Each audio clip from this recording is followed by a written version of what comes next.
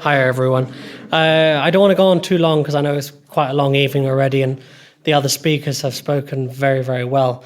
I'd just like to give more of a young person's perspective on interfaith. I think I'm still young, at 27 now, but I was born and brought up in London. 27 as of 4 days ago, something like that. Thank you. Getting closer to the big 30 number. So we'll see how that goes. But obviously being born and brought up in London, which is the most diverse city in the world, I believe, it really changes your perspective on how things are.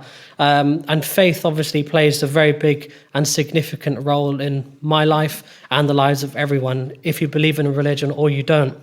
And obviously London is a big, vibrant family. We all work together. And interfaith activities, they help us to appreciate each other's background, beliefs. It's like a potluck. If anyone knows what a potluck is, everyone brings a dish from their own faith or their own culture, and we all put it together. And what it does, it enriches the experience of the meal, of the get-together. And that's what London is about, and that's what interfaith is really about. And just expanding on when we were talking about young people, I know quite a few people discussed young people. And yes, there are some issues around young people in London and nationally and internationally as well. But how can interfaith hope to fix that? That's what we need to look at. So I'll give one example of me and my friends. So I went to university here in London as well. And I'm Muslim, so I obviously do all the activities. And my friends, they say, okay, we want to get involved.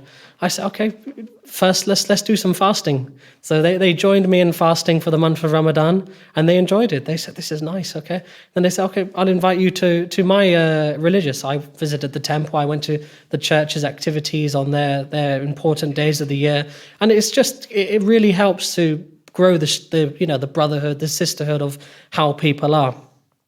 And just another thing, I went to a vigil last week. I know Robin did just mention the situation in the Middle East and how it's pulling people apart, which really is a hard situation. It's a difficult, complicated situation. But I went to a vigil last week. There was many faith leaders there, rabbis. There was the Bishop of North London. Imams were there.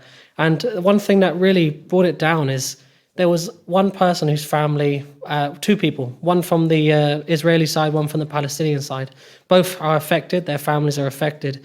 But instead of arguing about it, instead of fighting and saying, you caused this, you caused this, what did they do? They hugged. They hugged on stage and they cried together. They say, both of us are suffering, but why should we make the suffering in this country? We should look at how we can fix it on that side. So I just want to bring three small things. I said I was only going to speak for 2-3 minutes, but I think there are obviously many qualities we can all bring into our lives, and how young people can also bring it into their lives as well. Number one I'd like to start with is dialogue, and have it being an active listener. So what it does is very positive. It fosters understanding, it humanizes us and each other, and it prevents conflicts really from escalating. It all starts with dialogue. Second is compassion. Something that we don't really think about.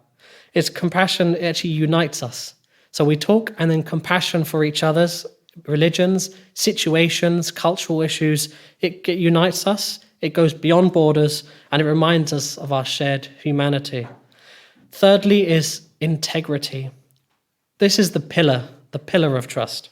Yeah, this needs to be upheld pretty much by everyone. I'm going to say our leaders need to uphold this, but our leaders don't really have much integrity, but we have. It starts from us ourselves. We need to learn this. So really, to unite the world and to unite the nation, to unite everyone, we need to have these three things. What is it? Dialogue, compassion, and integrity. And there's one saying that goes on and on. It says, "The children of today are the leaders of tomorrow, and the students of today are the lecturers and the teachers of tomorrow." So let's all work together. Thank you.